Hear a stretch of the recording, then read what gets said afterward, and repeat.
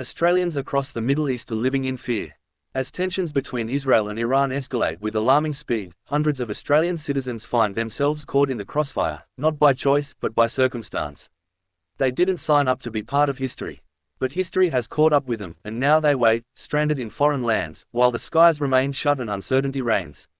Foreign Minister Penny Wong has confirmed that over 650 Australians have now registered with the Department of Foreign Affairs and Trade, 300 are stuck in Israel, 350 more in Iran. That number is rising, and so too is the fear. They've done the right thing. They've informed the government, they've asked for help, and they wait, but no flights are possible, not now. Not while the threat of missiles lingers over every potential route. Not while the airspace remains a deadly corridor, off limits to civilian aircraft. Not while the sky itself has become a weapon. So the message from Australia's top diplomat is simple, but devastating: shelter in place.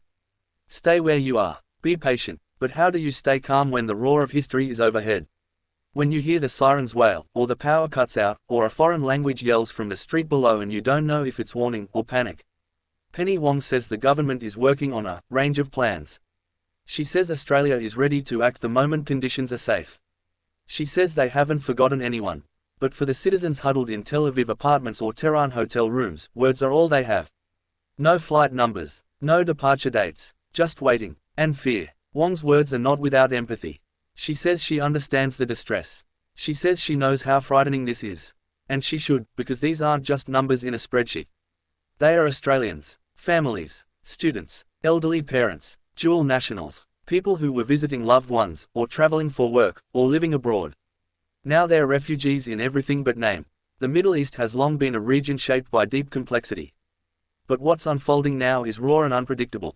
The clash between Israel and Iran isn't just about borders or ideology, it's about missiles. It's about escalation. It's about events spiraling so quickly that evacuation isn't just difficult, it's impossible. So Australia watches, and plans, and prepares. DFAT has activated crisis protocols. Officials are in constant contact with allies and partners. Communication channels are being kept open, ready to swing into action the moment a corridor is safe. Charter flights, military options, diplomatic leverage, everything is on the table, but nothing is on the runway. And for the families back home in Australia, this waiting is its own kind of warfare. They tune into the news every hour.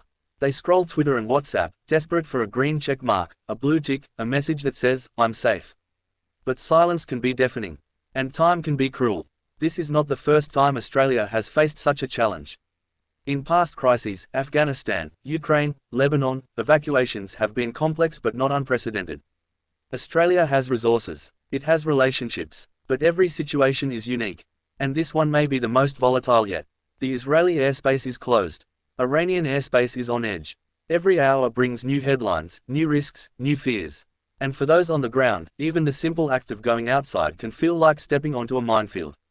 How do you get to an airport when the streets aren't safe?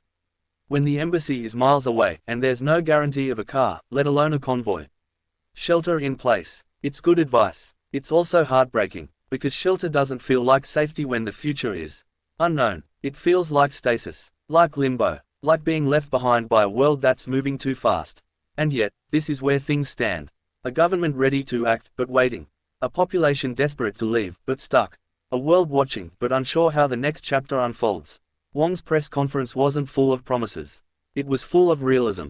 "I understand how concerned, how distressed many Australians are," she said. "I understand how worrying this situation is. That understanding must now become action. It must become coordination with allies who have planes in the region.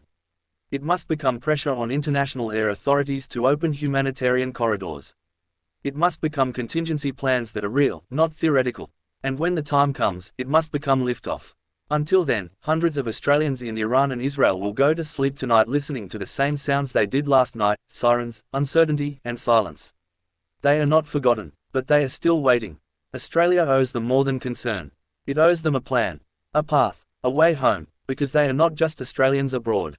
They are Australians in peril.